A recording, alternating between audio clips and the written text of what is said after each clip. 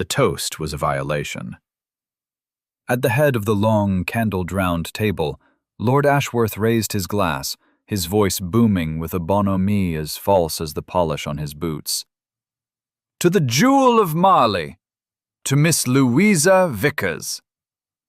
From her cramped desk in the adjoining library, Phoebe Ingram heard the chorus of assent, the scrape of chairs, the clink of crystal. She did not look up from the ledger. The Jewel of Marley was currently wearing a gown of imported silk that had cost £47, a sum that could have fed a family of 6 for a year. Phoebe knew the exact figure, because she had been the one to negotiate the price down from 55 with the exasperated London modiste, a small, secret victory that felt more like defeat. The victory was her aunt's. The defeat was the column of red ink it left in its wake. Her own gown was a serviceable gray wool, mended 3 times at the cuff. She had done the mending herself, her stitches so small and neat they were nearly invisible, a testament to a life lived in the margins, making things hold together.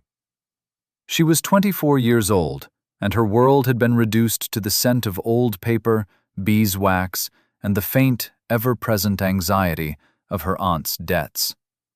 Lady Honora Vickers, her mother's sister, had taken her in 10 years ago, an act of charity she never let Phoebe forget.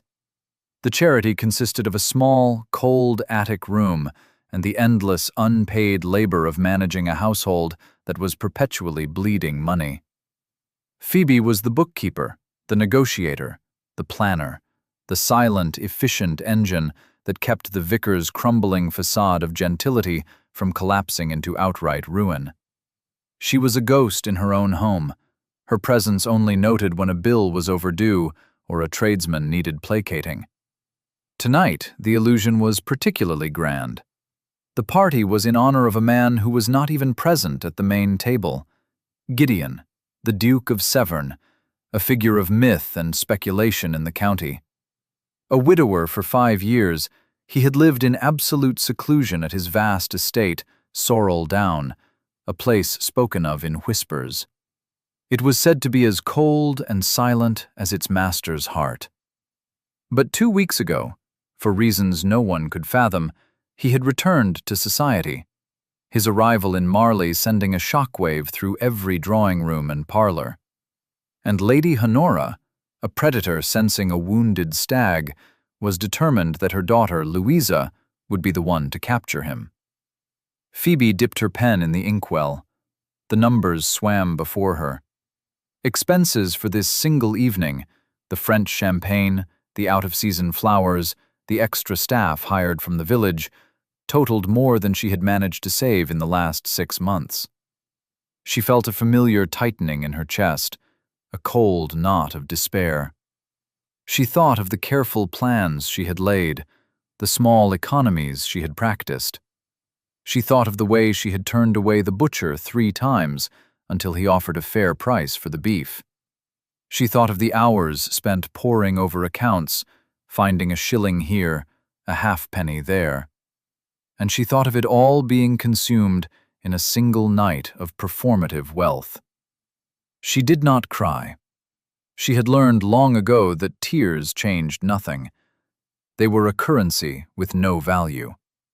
Instead, she drew a clean, straight line beneath a column of figures and began the next calculation. Competence was her only armor. Precision was her only shield. A sliver of conversation drifted from the hallway, cutting through the general din. Her aunt's sharp, conspiratorial tone, followed by the smoother, more dangerous baritone of Mr. Osmond Devereux. "Utterly tragic, of course," Devereux was saying. "They say he has not been the same since the late Duchess passed. A man so lost in grief is a man who can be guided." "Guided toward a suitable replacement," Lady Honora replied, her voice thick with meaning. "Louisa has the beauty and the spirit to bring him back to life." "Indeed. And you, my dear Lady Vickers, have the good sense to manage the situation. A duke's fortune is a powerful tool, but it requires a steady hand. He is vulnerable.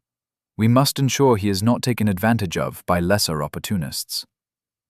Phoebe's pen stilled. Lesser opportunists. The irony was so bitter, it almost made her want to laugh. Devereux was a man whose own estate was mortgaged to the hilt, a polished vulture circling the Duke's rumored fortune.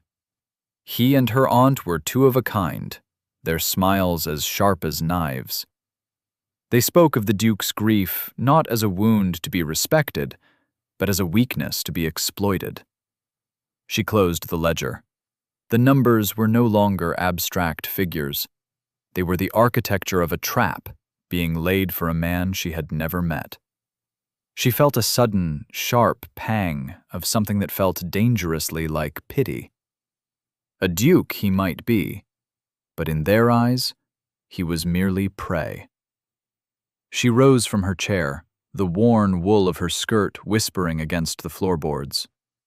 Her duty was to the books, to the house. But for a fleeting moment, she wished she could walk into that glittering dining room and warn him. It was a foolish, impossible thought. She was invisible, and invisible girls could not issue warnings to dukes. She turned back to her desk, the sounds of the party fading once more into a meaningless hum, and picked up her pen. The work was all she had. The air in the dining room was suffocating, thick with the scent of wilting roses and the cloying sweetness of expensive perfume. Gideon, Duke of Severn, felt the walls closing in. 5 years. For 5 years he had wrapped himself in the blessed silence of Sorrel Down, the quiet companionship of his books and the ghosts of his past. He had thought himself healed, or at least scarred over. But this cacophony of ambition and empty chatter felt like a hand pressing down on a fresh wound. Every glance was a calculation. Every smile was a bid. He saw it in the eyes of the mothers pushing their daughters forward, in the avaricious gleam of the fathers assessing his worth. They spoke of his late wife, Camilla, with a practiced, sorrowful reverence that turned his stomach. They knew nothing of her, of the secret debts, the lies, the final, shattering betrayal that had left him not just grieving, but hollowed out. They saw a title and a fortune, a prize to be won. He needed a duchess. His solicitor had been brutally plain on the matter. The estate required a mistress, a manager to bring order to the chaos his grief had allowed to fester. His tenants needed the stability that a formal household provided. The county expected it. It was a duty, another line item in the great ledger of his responsibilities.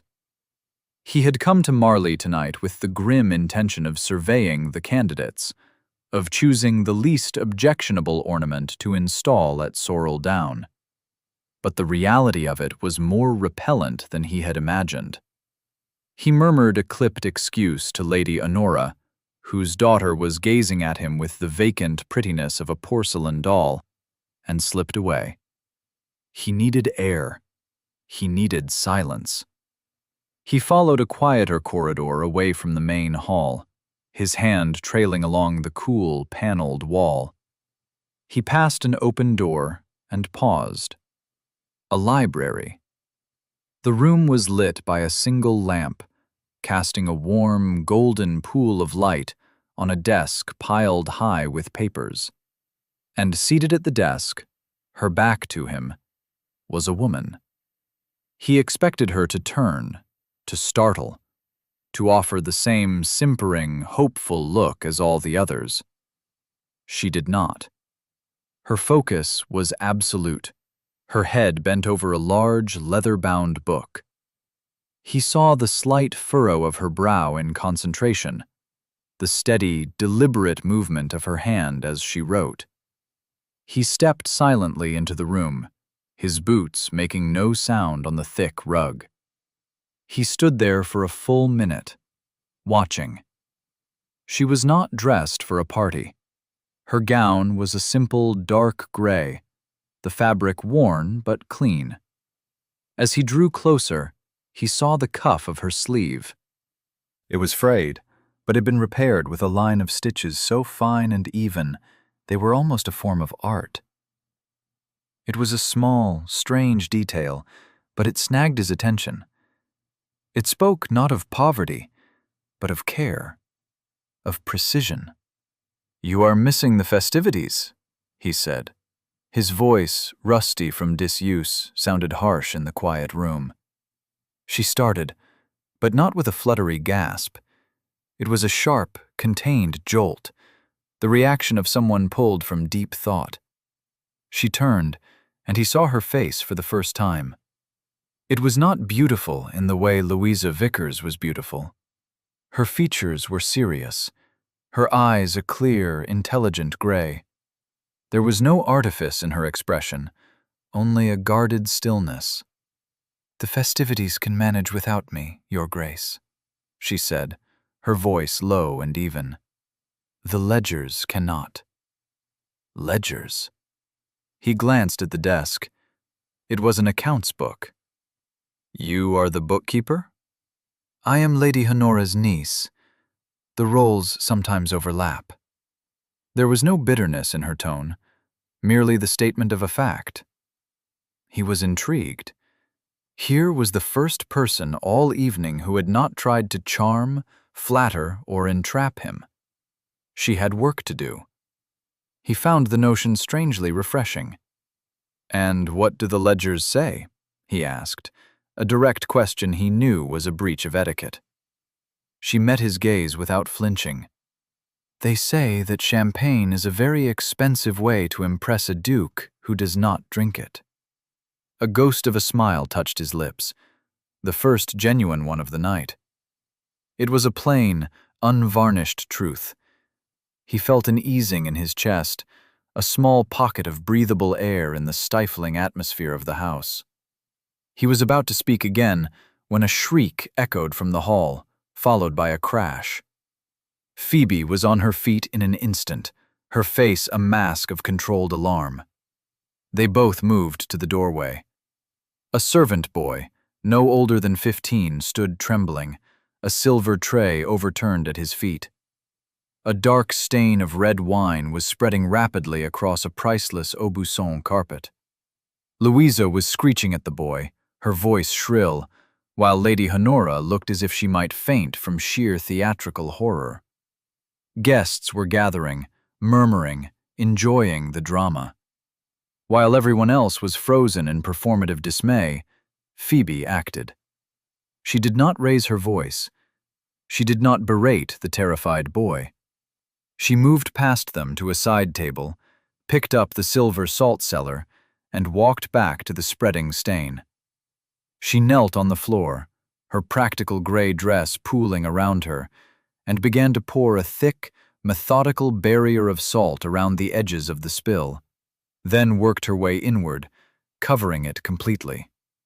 The white salt quickly turned a slushy pink as it absorbed the wine. "It will need to be properly cleaned tomorrow, my lady," she said, her voice calm and clear, addressed to her aunt, but meant for the entire room. "But the salt will prevent the stain from setting. Jem, please see the boy to the kitchen. He is unhurt." She rose, her movements efficient and graceful. She had taken control of the chaos, solved the problem, and dismissed the audience in under a minute. No drama, no hysterics. Just quiet, immediate competence. Gideon watched her. He saw the way her aunt shot her a look of pure venom for having usurped the spotlight, even in a crisis. He saw the way Phoebe absorbed the look without reaction, her composure a suit of invisible armor. He had come to Marley looking for a duchess. He had been shown a parade of polished dolls. But in this quiet, overlooked woman, kneeling on the floor with a salt cellar in her hand, he saw something else entirely. He saw an anchor. He saw a foundation. It was not romance. It was not attraction. It was something harder, and in his world, far more valuable. It was recognition.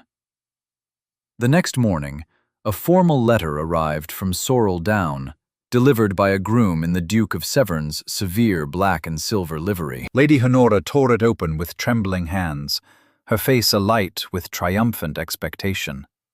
Phoebe, standing by the window of the morning room, watched a single brown leaf flutter down from the oak tree on the lawn.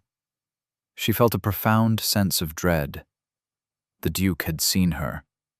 For one brief, unnerving moment in the library, his gaze had been direct and assessing, and she had felt more exposed than if she had been standing there in her shift. "He requests a private meeting," Lady Honora announced, her voice trembling with excitement. "This afternoon, at 3. She turned to her daughter. "Louisa, you will wear the blue muslin. It brings out your eyes. We shall be subtle, of course. We will let him lead the conversation." Phoebe said nothing. She knew, with a certainty that settled like a cold stone in her stomach, that the meeting was not about Louisa. At 3 o'clock precisely, the Duke's carriage rolled up the gravel drive. Gideon did not enter the drawing room, where Lady Honora and a flustered Louisa were arranged in a self-conscious tableau. He waited in the hall, a tall, unsmiling figure who seemed to absorb all the light and warmth from his surroundings. He requested that Lady Honora join him in the library, alone. Phoebe, who had been tasked with fetching a fresh log for the fire, was just leaving the room as her aunt swept in. The Duke's eyes met hers for a fraction of a second. There was no warmth in them, but there was an unnerving clarity, as if he were looking at a map whose geography he had already memorized. She retreated to the kitchen, the only place in the house where she felt a measure of peace. She helped the cook, Ada, shell peas, the small, repetitive motion a comfort. She could hear the faint, indecipherable murmur of voices from the library. 20 minutes passed, then 30. The murmur became a single, sharp exclamation from her aunt. Silence. Then the library door opened and closed. Lady Honora appeared in the kitchen doorway. Her face was pale, her eyes wide with a mixture of fury and disbelief. "Phoebe, in the library, now!" Phoebe wiped her hands on her apron and followed her aunt, her heart hammering against her ribs. The Duke was standing by the window, looking out at the overgrown gardens. He turned as she entered. "Miss Ingram," he said, his voice a low rumble. He did not invite her to sit. "Your Grace?" "I have made a proposal to your aunt," he began without preamble. "I require a duchess. Not for companionship, not for affection. I require a manager for my household, an administrator for my estate. I require someone of intelligence, discretion, and proven competence." He paused, his gaze unwavering. "I have observed these qualities in you." Phoebe stared at him, speechless. The air seemed to thin, the room tilting slightly on its axis. This was not happening. It was a waking nightmare. "He is offering to settle all my debts," Lady Honora cut in, her voice a strange, high-pitched thing. "All of them, a sum of £10,000, in exchange for you." She said the last two words as if Phoebe were a piece of furniture, a chattel to be bartered. £10,000. It was a staggering sum. It was freedom for her aunt. It was a fortune that would guarantee Louisa a dazzling match with almost any man she chose. Any man but the one standing before them. It was, Phoebe realized with a sickening lurch, the price of her life. "You would buy me?" The words came out as a whisper. "It is a transaction," the Duke stated, his tone devoid of emotion. "Your aunt gains financial security. I gain a solution to a practical problem. And you," he looked at her directly, "you gain an escape from this house. You will have the protection of my name, and the authority of my station. Your duties will be clear. Your position will be absolute. It is a contract, nothing more. An escape. The word hung in the air. An escape from the ledgers, the snubs, the endless, grinding servitude. But an escape into what? A gilded cage? A marriage to a man of ice and stone, who looked at her as if she were a cog in a machine? She looked at her aunt's face, at the raw, undisguised greed in her eyes. Lady Honora would not hesitate. She would sell her niece in a heartbeat for that kind of money. Phoebe had no choice.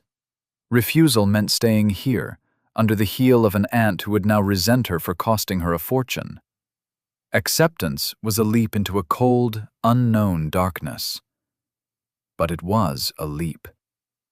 "I see," she said, her voice steadier than she felt. The Duke seemed to take this as assent. He produced a document from his coat pocket. "The marriage settlement. My solicitor drew it up this morning. It is quite straightforward." He laid it on the desk where she had spent so many years of her life toiling for her aunt's benefit. Lady Honora snatched it up. Her eyes scanned the page, her lips moving silently. Then she frowned. "What is this? And to the personal and exclusive ownership of the bride, all lands and titles pertaining to the southern vineyards at Sorrel Down, abandoned these 10 years past." She looked up, a sneer twisting her lips. "The derelict vineyard? It's worthless. A plot of weeds and rotten stumps. Is this some kind of joke?" "It is a traditional part of the ducal marriage settlement, dating back to the 17th century, the Duke said coolly. "It has not been amended. It is a formality." A worthless plot of land. A mocking dowry. It was a perfect symbol of the entire arrangement. A barren, empty gesture. Phoebe looked from the contract to the Duke's unreadable face. He was offering her a prison of velvet and gold, and a small patch of dirt to call her own. She took a slow breath. She was a line item in a ledger, a solution to a problem. But she would no longer be her aunt's servant. She would have a house to manage, a great, cold, broken house, but one where her competence would be her authority, not her burden. And she would have a patch of earth. It might be worthless, but it would be hers. "I accept," Phoebe said, the words falling like stones into the silent room.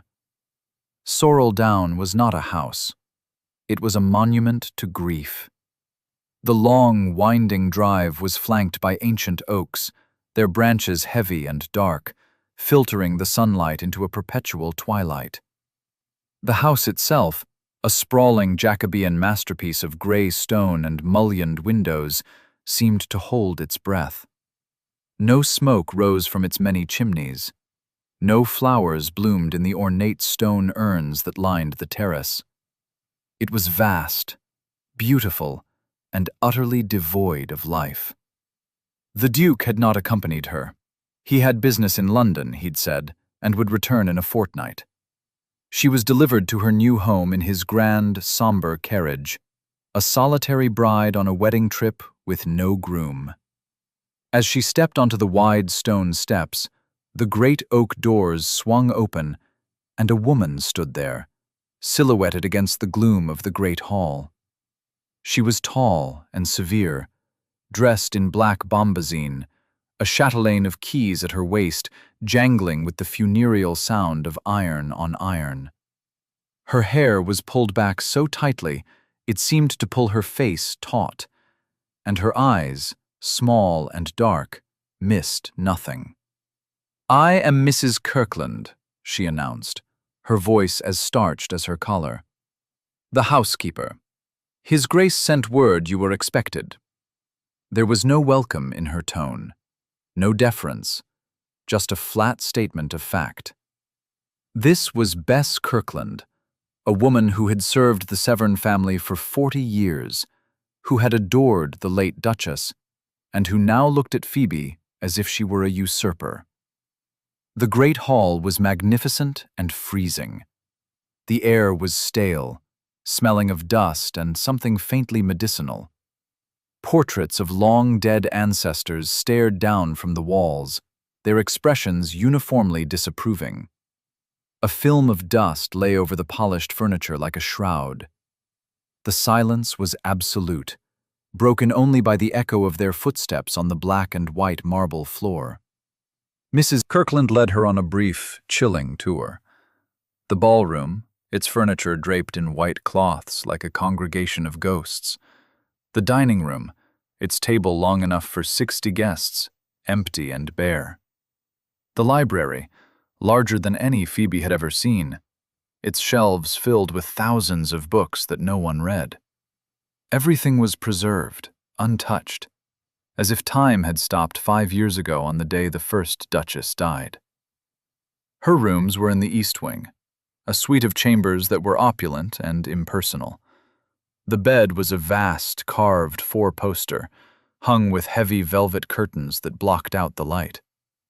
A fire had been lit in the grate, but it seemed to generate no warmth. "His Grace occupies the West Wing," Mrs. Kirkland stated, her tone making it clear that the geography of the house was a strict and unbreachable boundary. "Dinner is at 8. His Grace dines in his study when in residence. A tray will be brought to you here." And then she was gone, leaving Phoebe alone in the cavernous silence. She walked to the window and looked out. Below, a series of formal gardens, now choked with weeds, descended toward a low stone wall. Beyond the wall, a gentle slope of land, brown and tangled, stretched away into the distance. The southern vineyards, her worthless plot of earth. For the first few days, Phoebe did nothing but watch and listen. She ate the bland, joyless meals that appeared on a tray. She walked the silent corridors, learning the house's geography. She saw the handful of servants moving like shadows, speaking in whispers, their faces pinched and unhappy. The house was not just sad, it was sick. It was being run by rote, without direction or purpose. Mrs. Kirkland was the heart of the resistance. She answered Phoebe's questions with clipped, minimal responses. She fulfilled requests slowly, grudgingly. She was the gatekeeper of the old ways, the loyal guardian of a shrine to a dead woman. Phoebe knew she could not win by force. She could not pull rank. The Duke had given her authority, but true power had to be earned. So she did not issue grand orders. She did not demand changes. She started where she always started, with the books. She asked Mrs. Kirkland for the household accounts. The housekeeper's lips thinned. "His Grace's man of business sees to the main accounts. I handle the household expenses." She produced a small, battered ledger, handing it over as if it were a state secret. Phoebe spent 2 days in the dusty estate office, her only company the ticking of a grandfather clock. The ledger was a disaster. It was a testament to waste, inefficiency, and petty theft. The same suppliers had been used for decades, their prices creeping up year after year without challenge. Quantities were vague, entries were messy. It was a house bleeding money not from extravagance, but from neglect. She identified the worst offender, a butcher in Marley who was charging the estate nearly double the market rate for second-rate cuts of meat. She found similar discrepancies with the baker, the chandler, and the supplier of feed for the stables. She did not confront Mrs. Kirkland. Instead, she took out a sheet of paper and drafted a new weekly menu, focusing on simple, hearty meals that used seasonal produce from the neglected kitchen gardens. Then she rode into Marley herself, in a simple pony cart, not the Duke's grand carriage. She visited a different butcher. She spoke to a young baker whose shop was new and struggling. She negotiated prices, her voice quiet but firm. her knowledge of market rates irrefutable. She returned to Sorrel Down with fresh bread, a good joint of beef, and new contracts that would save the estate nearly £30 a week. She went to the kitchens, where the cook, a weary woman named Hannah, looked at her with suspicion. "We will be having this for dinner," Phoebe said, handing over the beef. "And I would like to see the kitchen gardens tomorrow. I believe the rosemary is salvageable." That evening, for the first time, a simple but delicious meal of roast beef, roasted potatoes, and fresh greens was served in the main dining room. Phoebe had set a single place for herself at the vast table, a small act of defiance against the trays in her room. The next day, Mrs. Kirkland appeared at the door of the estate office. Her face was set in its usual severe lines, but there was a new, grudging respect in her eyes. "The butcher from the village was here," she said, her voice stiff. "Mr. Albright. He was displeased. He said his family has supplied Sorrel Down for a century." "And for the last 10 years, he has been robbing it," Phoebe replied calmly, not looking up from her work. "The new butcher, Mr. Farrow, provides better meat for a fair price. The estate will now give him our custom." There was a long silence. Phoebe could feel the housekeeper's internal struggle. Loyalty to the old ways versus the undeniable proof of Phoebe's competence. "The staff, they enjoyed the dinner last night," Mrs. Kirkland conceded. It was the closest she had come to a compliment. Phoebe looked up. "Good. Tomorrow, I would like to undrape the furniture in the morning room. It gets the best light. It is time this house saw some sun." Slowly, almost imperceptibly, the great house began to stir. A window was opened. A vase of wildflowers, picked by Phoebe from the edge of the woods, appeared on a hall table. The smell of baking bread began to drift from the kitchens. She spent her afternoons in the abandoned vineyard, walking the rows, her boots sinking into the soft, neglected earth. The vines were a tangled mess, choked by brambles and thorns. But beneath the chaos, she could see the thick, gnarled trunks of the old rootstock. They were dormant, not dead. She hired a local man, an old gardener named Jem, who remembered the vineyard in its glory days. Together, they began the painstaking work of clearing the weeds, their hands raw and scratched. It was her project, her small, worthless plot of land. And as she worked, she felt a flicker of something she hadn't felt in years. Hope. The Duke was still a distant, intimidating figure, but his house, stone by stone, was beginning to feel like hers. News of the new Duchess of Severn and her strange, quiet ways traveled quickly through the drawing rooms of Marley. It was said she dressed like a governess, that she haggled with tradesmen in the market, that she spent her afternoons digging in the dirt like a common laborer. The narrative was shaped and sharpened by two particularly venomous tongues, Lady Honora Vickers and Mr. Osmond Devereux. For Lady Honora, Phoebe's elevation was a bitter pill. She had the £10,000, a sum that had erased her debts and secured a London season for Louisa. But she had been denied the ultimate prize. The proximity to ducal power, the reflected glory, it had all been snatched away by the mousy, ungrateful niece she had considered little more than a servant. Her resentment curdled into a vicious gossiping campaign, painting Phoebe as a cunning, manipulative upstart who had tricked a grieving duke into a ruinous marriage. For Osmond Devereux, the situation was more than galling. It was a strategic disaster. His own finances were a house of cards, and he had viewed the isolated Duke of Severn as his last, best hope. He had envisioned himself becoming Gideon's confidant, his man of business, slowly siphoning off the vast Severn fortune. Phoebe's presence had slammed that door shut. She was an obstacle to be removed. Their whispers started as snide remarks at tea tables. "Such a pity the Duke chose so poorly. The girl has no breeding. They say she is running the estate into the ground with her bizarre economies. One hears she is selling off family heirlooms to fund her projects." Phoebe was not deaf to the rumors. She heard them in the sudden chill from the vicar's wife, in the condescending smile of the local squire. That is how counties turn on their own, quietly, by degrees. But she paid them no mind. Her focus was on Sorrel Down. The house was waking up.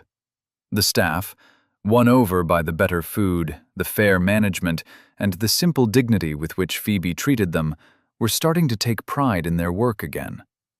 Mrs. Kirkland, though still stern, now consulted Phoebe on every major decision, her loyalty having decisively, if silently, shifted. But Devereux was not content with mere gossip.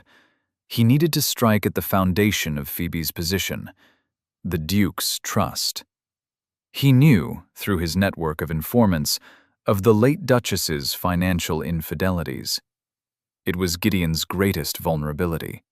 An accusation of dishonesty against the new Duchess, if properly evidenced, might be enough to shatter the fragile, practical marriage.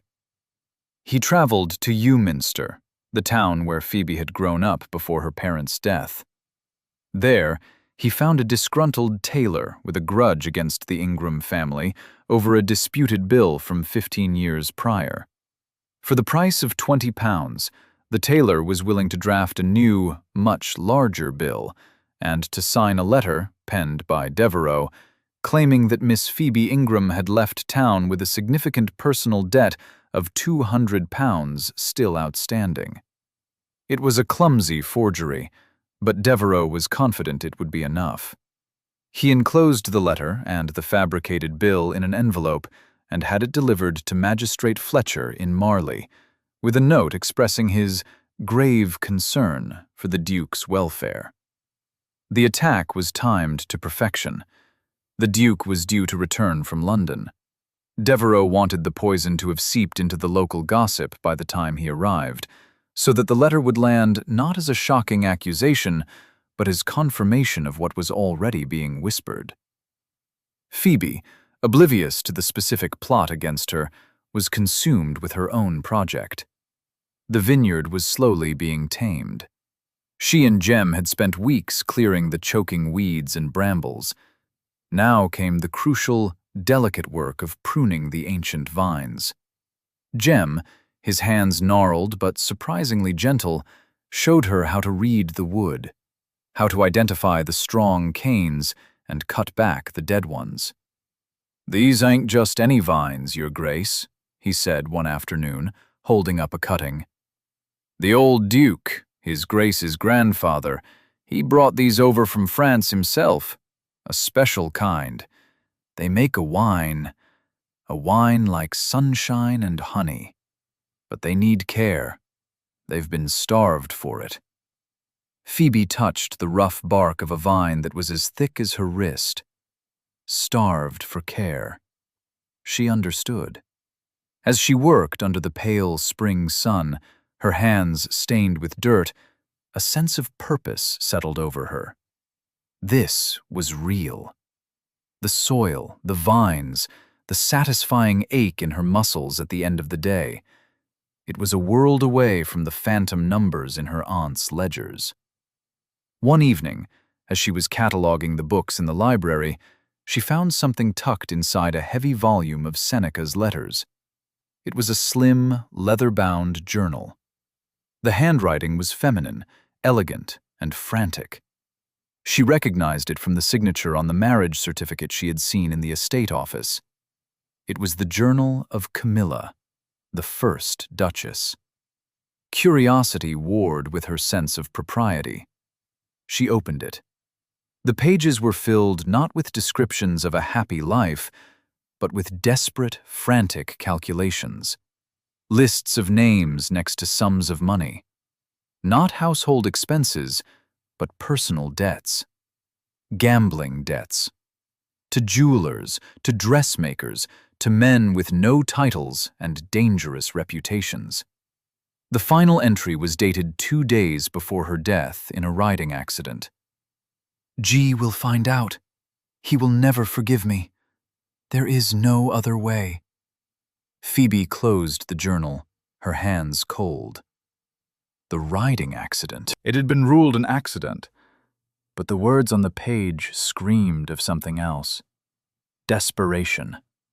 Suicide. And a betrayal that went far deeper than anyone knew. She understood now the source of the ice in the Duke's eyes, the reason for the profound, deathly stillness of his house. He was not just grieving a loss.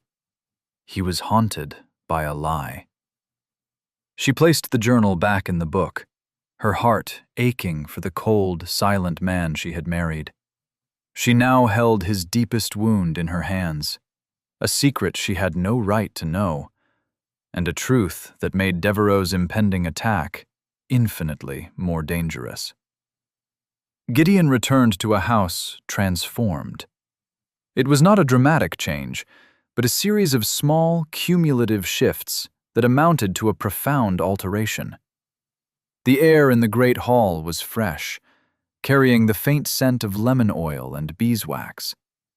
The brass fittings on the doors gleamed.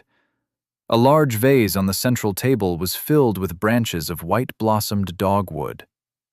The oppressive silence had been replaced by a quiet hum of activity. He heard the distant clatter of pans from the kitchen, the sound of a broom sweeping the terrace. It was the sound of a house breathing again. He had expected to find his new Duchess installed in her suite, a quiet and unobtrusive fixture. He found her instead in the estate office, surrounded by ledgers, a smudge of ink on her cheek. She looked up as he entered, her expression composed, but he saw a flicker of something in her gray eyes. Apprehension, perhaps. "Your Grace," she said, rising. "Welcome home." "The house feels different," he said, the words an understatement. "It is cleaner," she replied simply. "And the staff are no longer afraid to make noise." He nodded, accepting the explanation.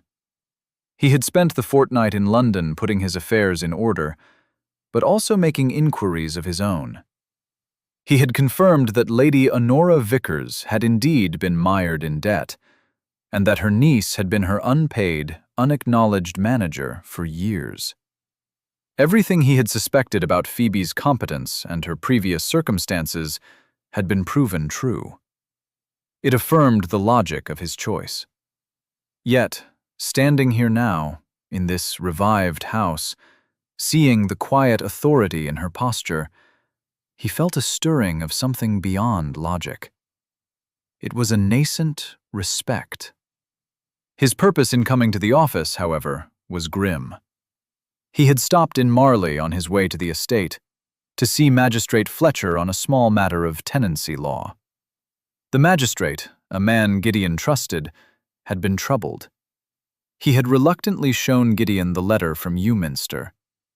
The accusation, that Phoebe was a debtor, a dishonest woman who had fled her obligations, was a hot poker to an old wound. It was the same pattern. Camilla's betrayals had begun with small debts, secret lies that had grown into a catastrophic deception. The cold, familiar dread he thought he had buried rose in him. He had made another mistake. He had trusted his judgment of character, and it had failed him again. He looked at Phoebe, at her calm, serious face, and the doubt warred with the evidence of his own eyes. The woman who had meticulously saved this household from ruin, who had faced down resentful staff and hostile tradesmen with quiet courage. Could she be the same person described in that letter? He decided on the direct approach. It was the only way he knew. "I have come from a meeting with Magistrate Fletcher," he said, his voice flat and cold. He watched her for any sign of guilt, any flicker of fear. He saw only a slight tensing of her shoulders. "A man in Eusminster, a tailor named Croft, claims you left the town with a personal debt of £200, unpaid." He laid the accusation bare, a surgeon making a clean incision. "Is this true?" The air crackled with tension. He saw her hands, resting on the desk, curl slightly, her knuckles showing white. But her gaze did not waver. She did not weep. She did not issue a hysterical denial. Her chin lifted a fraction of an inch. "No," she said, her voice quiet but firm as iron. "It is not." "The man has provided a bill, a signed letter." "The man is either mistaken or he is lying," Phoebe stated. "May I see the letter?" He had not brought it. The magistrate had retained it. "It is not necessary. I am asking you. Answer plainly." For a moment she was silent, her clear gray eyes searching his face. He felt, absurdly, as if he were the one being judged. Then she turned, not to argue, but to act. She walked to a large chest in the corner of the office, a chest he now realized she must have brought with her. She unlocked it and lifted the lid. Inside were a dozen or more large, neatly bound ledgers. Her past. She selected one and brought it back to the desk, laying it open before him. The pages were filled with her precise, elegant script. It was a household account book from 6 years ago. "My aunt's finances were chaotic," she said, her voice even. "I kept my own records, for everything." She turned a few pages. "Here, August of that year, Mr. Croft, the tailor. He made a suit for my late uncle. The bill was for £8 and 10 shillings. My aunt disputed the cost of the lining material. Mr. Croft refused to amend the bill. I paid it myself from my own pin money to avoid further unpleasantness." She pointed to a line item. "Paid in full, T. Croft, tailor, for account of Lord V, £8, 10 shillings. Beside it was a note. Receipt requested, not provided. She then opened another book, a personal ledger. It detailed every penny she had ever spent. There were entries for thread, for new ribbons for a bonnet, for a book of poetry. The sums were tiny. There was no £200 debt. There was nothing remotely approaching it. The books were a meticulous, unassailable record of a life of frugality and painstaking honesty. The evidence was absolute. It was irrefutable. It was the opposite of Camilla's frantic, hidden journals. This was clarity. This was truth. A great, cold weight lifted from Gideon's chest. It was not pity he felt for her. It was something harder and more respectful. It was admiration.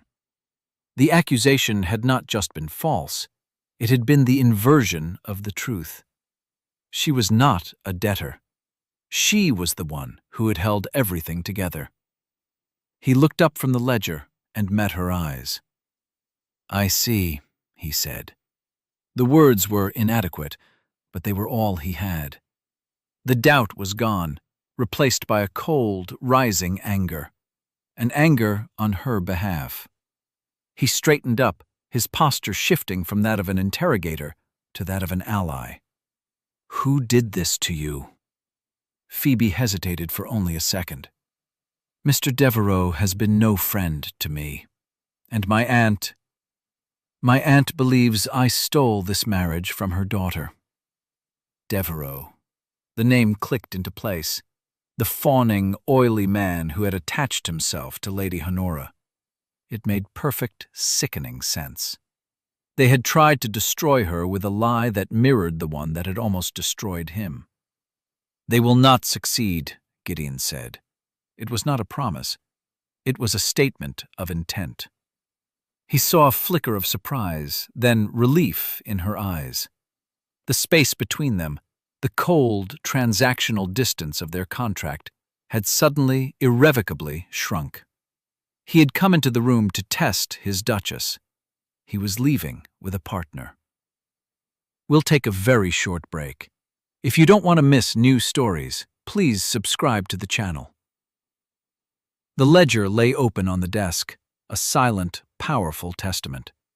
Gideon stared at Phoebe's neat, precise script, at the columns of figures that told a story not of debt, but of profound, relentless integrity.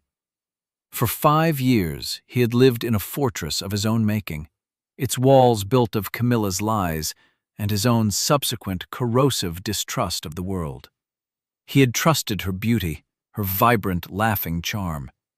He had been a fool. Her charm had been a mask for a rot that ran so deep it had ended in a lonely, desperate death in a rain-soaked field, leaving him with a mountain of secret debts and the bitter ashes of his faith in others.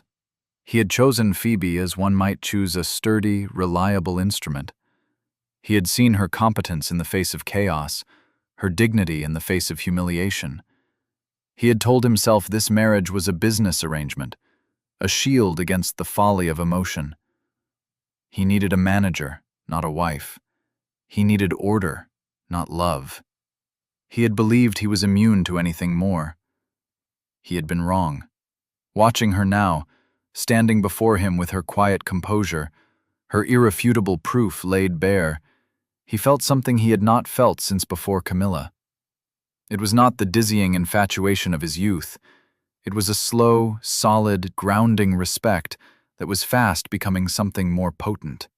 It was the recognition of a shared value. Honesty. Plain, unvarnished, evidenced truth. She had not pleaded or wept. She had presented the facts. In his world, a world of whispers and plots and hidden motives, that was the rarest and most valuable quality of all. The anger that rose in him was clean and cold. It was a protective fury. Devereux and Lady Honora had not just slandered Phoebe. They had used the very weapon that had wounded him most deeply. They had sought to turn his own past against her, to poison him with the same old venom. He thought of Devereux's smooth, predatory charm, so reminiscent of the men whose names had filled Camilla's secret journal. He would not simply defend her. He would dismantle them. He would take their flimsy, malicious lies and he would break them in public, so that the pieces could never be put back together. The Duke of Severn had been a recluse for 5 years. They had mistaken his grief for weakness. They were about to discover their error. He left Phoebe in the office, the air between them charged with a new, unspoken understanding.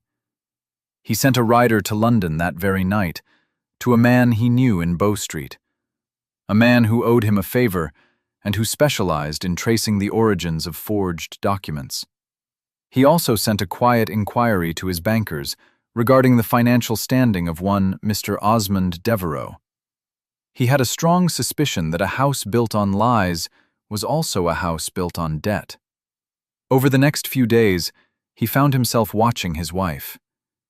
He no longer saw her as a mere functionary. He saw her. He saw the way she spoke to the staff, with a quiet courtesy that was more effective than any command. He saw the smudge of dirt on her cheek when she came in from the Vineyard, and the genuine, unfeigned enthusiasm in her eyes as she described the progress to a now devoted Mrs. Kirkland. He found her one afternoon by the Vineyard's stone wall, consulting a tattered almanac. She was so engrossed she didn't hear him approach. "Jem believes we may have a small harvest this year," she said, looking up without surprise, as if she had known he was there. "If the weather holds." "This place has produced nothing for a decade," he said, his tone skeptical by habit. "The roots are strong," she replied, her gaze fixed on the rows of pruned, disciplined vines. "It has been neglected, not ruined. It only needed a chance." He looked from the vineyard to her face, illuminated by the soft afternoon light. Neglected, not ruined. The words echoed in the empty chambers of his own heart. He had chosen her for her competence. He was beginning to see her for her strength. And for the first time in 5 years, the ghost of Camilla seemed to recede, replaced by the solid, reassuring presence of the woman standing beside him. The woman who was, against all his intentions, slowly bringing his house, and him, back to life. Autumn arrived at Sorrel Down not with a sudden chill, but with a slow burnishing of the landscape. The ancient oaks turned to bronze and gold, and the air grew crisp with the scent of wood smoke and damp earth. In the southern vineyard, a miracle had occurred. The gnarled, forgotten vines, under Phoebe's patient care, had produced a small but astonishingly healthy crop. Clusters of small, deep purple grapes hung heavy on the canes, their skins dusted with a silvery bloom. The harvest was modest, barely enough to fill a few dozen barrels, but to Phoebe, it was everything. It was proof that something abandoned could be reclaimed, that something deemed worthless could bear fruit. She had sent a sample of the grapes to a respected vintner in London, a man her father had once known. His reply had been swift and startling. The varietal was rare, he'd written, highly prized for its complex, aromatic qualities. He made a tentative but substantial offer for the entire crop, sight unseen. The sum he named made Phoebe's breath catch in her throat. While Phoebe was tending her vines, Gideon was setting his trap. His inquiries had borne fruit. Devereux was, as suspected, drowning in debt. The forger from Ewminster had been located by the Bow Street runner and, under pressure, had confessed everything, even identifying the distinctive watermark on the paper Devereux had supplied. Gideon now had his proof, hard and undeniable. All he needed was a stage. "We will host a harvest bowl," he announced to Phoebe one evening. She looked up from the estate plans she was reviewing. A ball? Sorrel Down had not hosted a ball in a decade. The very idea seemed alien to the house's quiet, purposeful new rhythm. "It is time," he said, his expression grimly determined. "The county has been whispering. Let them come here and see the truth for themselves. We will invite everyone, your aunt, your cousin, and especially Mr. Devereux." Phoebe understood at once. It was not to be a celebration. It was to be a reckoning. The preparations consumed the house for the next month. The ghost-white dust cloths were removed from the ballroom furniture.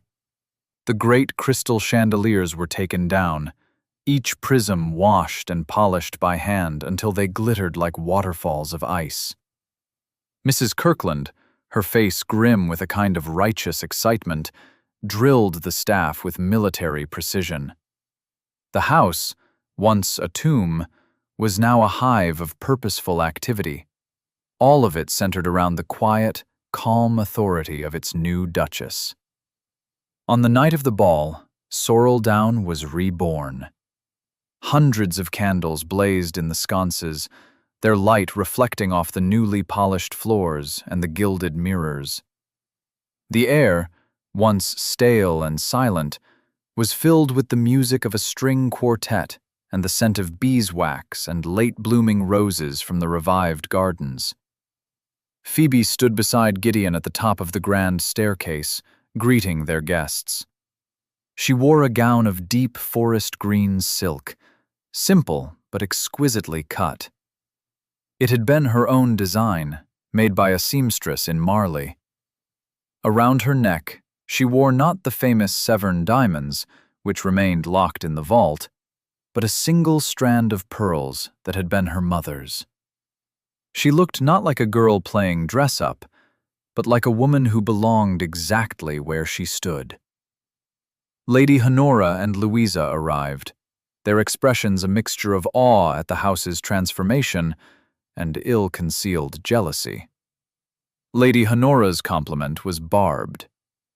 "My dear Phoebe, who would have thought? You have done wonders, though one must hope the expense has not been too ruinous." "The estate is solvent, Aunt," Phoebe replied, her voice level, "and all our bills are paid on time." Then came Osmond Devereux. He bowed low over Phoebe's hand, his smile as smooth and false as ever. "Your Grace, a triumph. You have brought this old house back from the dead." "Some things are worth reviving, Mr. Devereux," Gideon said, his voice dangerously mild. Devereux, emboldened by the crowd and believing his rumors had successfully poisoned the county against Phoebe, chose his moment after supper.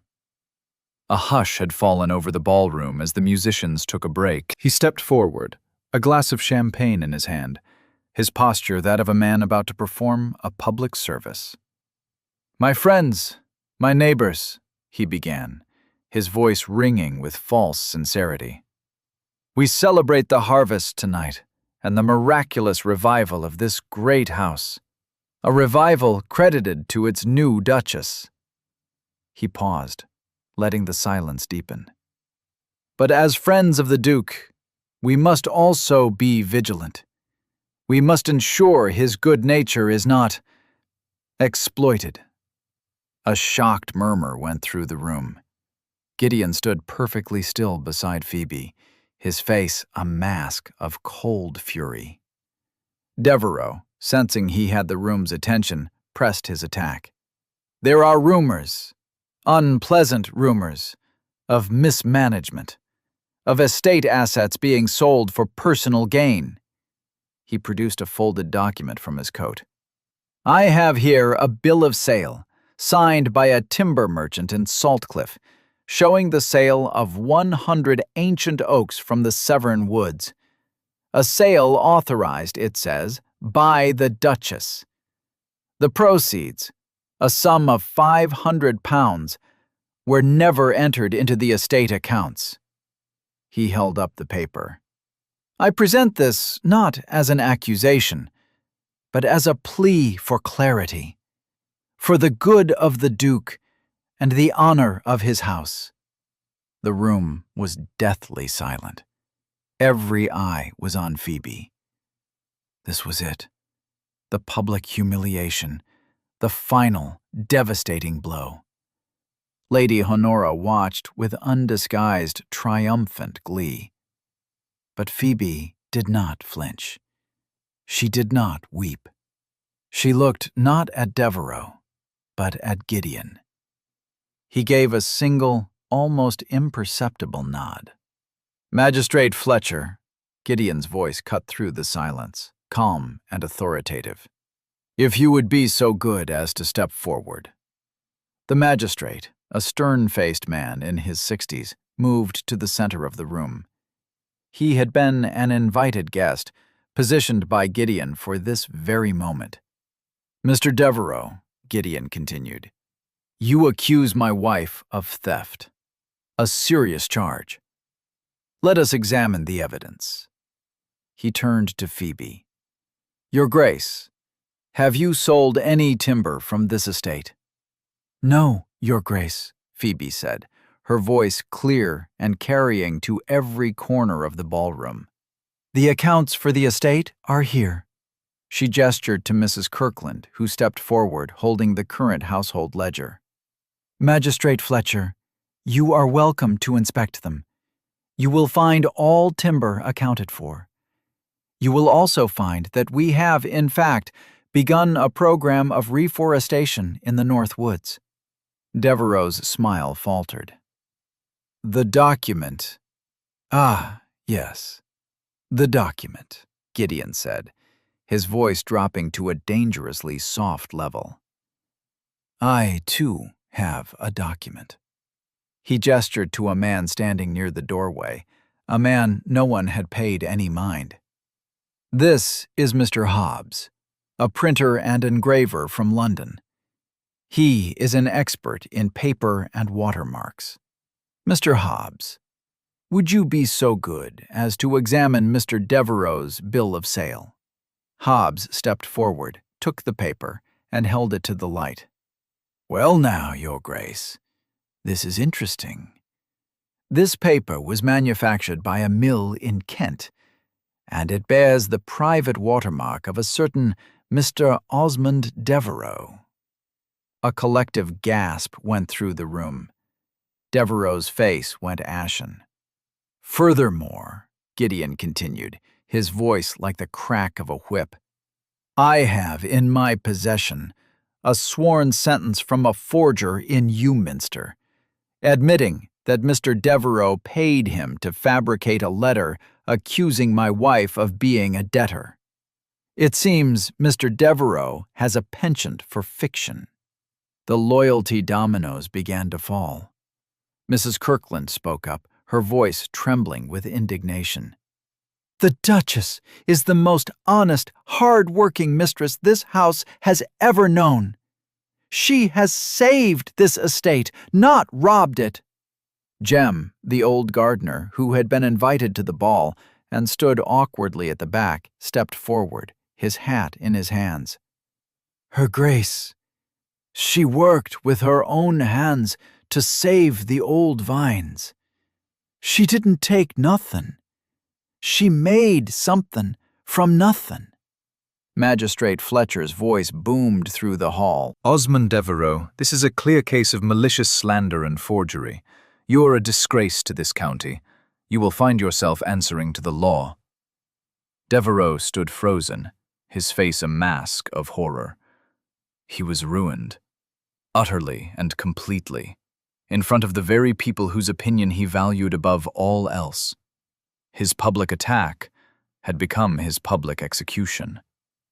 As the guests began to murmur, their shock curdling into contempt for the exposed Devereux, Gideon raised a hand for silence. The room, eager for the next turn in the drama, fell quiet once more. Osmond Devereux stood as if turned to stone, his public ruin complete. Lady Honora, by contrast, seemed to be trying to shrink into the wall, her face a mottled canvas of fury and humiliation. Gideon did not look at them. He looked only at Phoebe. He stepped away from the staircase and walked to the center of the ballroom floor, drawing every eye with him. He held out his hand. After a barest hesitation, she came to him, placing her hand in his. His grip was firm, grounding. In front of the assembled gentry of the county, in the full blaze of the chandeliers, he spoke. His voice was not loud, but it carried with an absolute authority that commanded attention. It was the plain, direct speech she had come to know, but now it was imbued with a warmth that transformed it entirely. "When I sought a wife," he began, his eyes locked on hers, "I sought a manager. I made a contract for a duchess to run my house. I believed my heart was not part of the transaction. I believed it was no longer capable of being offered." He paused, and in the silence, the entire world seemed to shrink to the space between them. "I was wrong. You did not just bring order to my house, you brought it light. You did not just balance my books, you balanced me." He went down on one knee. A collective intake of breath swept the room. A duke kneeling, not to a monarch but to his own wife, in his own ballroom. It was an act of profound public surrender. "Phoebe," he said, and the sound of her given name, spoken so openly, was more intimate than a kiss. "I chose you for your competence, for your honesty, for your strength. I married the manager of my estate, but I have fallen in love with the woman who brought my vineyard and my life back from the dead." His voice was steady, but she could see the vulnerability in his eyes, the deep, unshielded emotion he was laying bare for all to see. "My contract with you is fulfilled. I now ask for a new one. I am not asking you to be my duchess. I am asking you to be my wife. To choose me as I choose you. Not for duty or for title, but for my heart, which is now and will always be entirely yours." Tears she had refused to shed in years of lonely servitude now pricked at her eyes. Tears not of sorrow or frustration, but of a joy so immense it was painful. She had entered this marriage as a transaction, an escape from one cage into another. She had worked for her security, for her small patch of earth. She had never, in her wildest imaginings, expected this: to be seen, to be known, to be loved. "Yes," she whispered, the word thick with emotion. Then, louder, so the entire room could hear her declaration, her choice. "Yes, Gideon. Together." He rose, his face transformed by a smile that reached his eyes, erasing the last shadows of his long grief. He took her hand and raised it to his lips.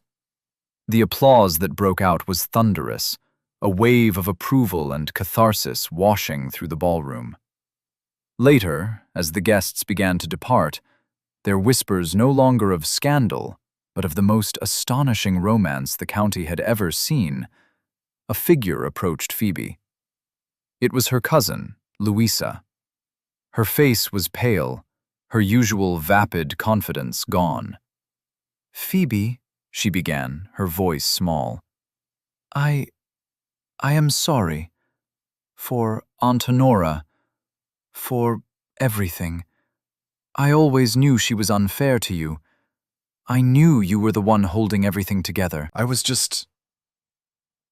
too weak to ever say so." It was not a full apology.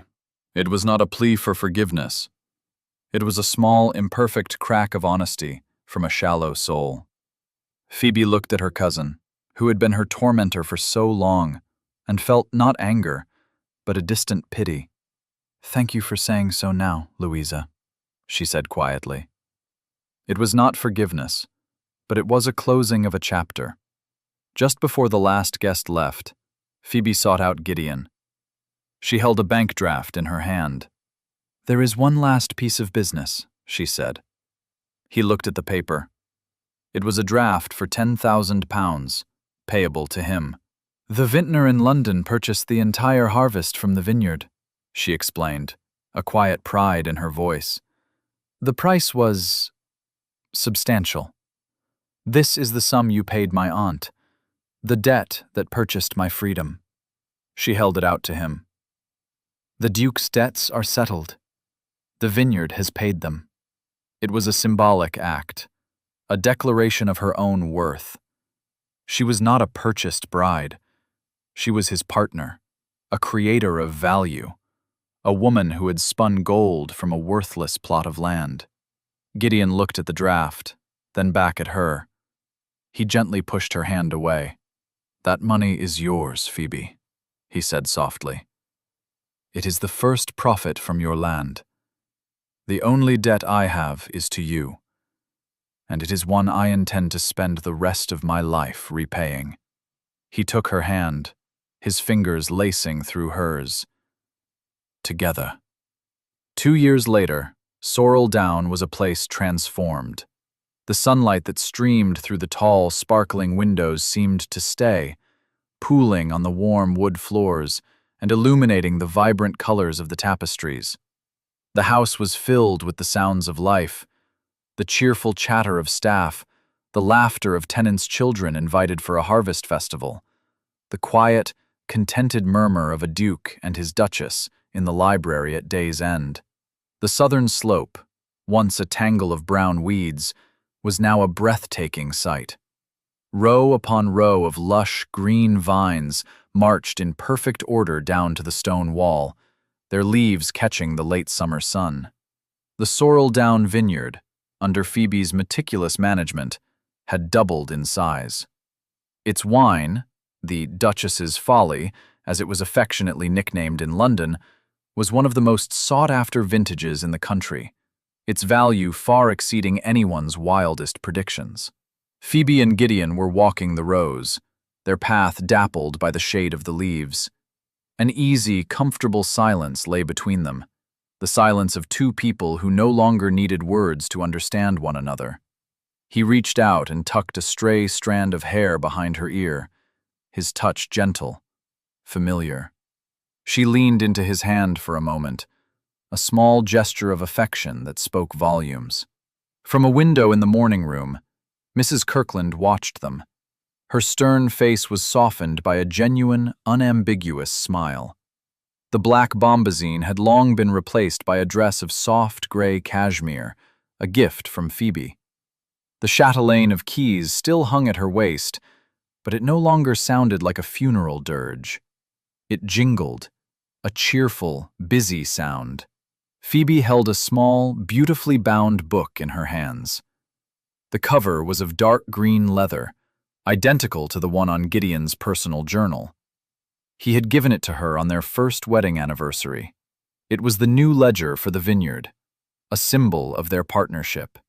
The first page did not begin with numbers, but with words, in Gideon's strong, clear hand. For Phoebe, who makes everything grow. They reached the end of a row and stopped, looking out over the thriving landscape they had built together. The air was warm, smelling of rich earth and ripening fruit. Phoebe thought of the cold, hopeless girl she had been, mending her worn dress with invisible stitches in a dusty library.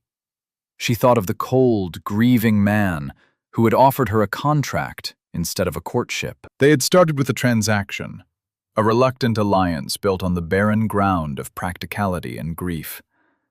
But like the neglected vines, they had been given a chance, and from that chance, they had cultivated a life and a love that was as rich and true as the wine now aging in the cellars below. It was a harvest beyond measure, a debt paid back 1,000-fold in quiet, everyday joy. Thank you for listening to the story all the way to the end. Please tell us which city you're watching from and what the story made you feel. Don't forget to subscribe so you won't miss new stories.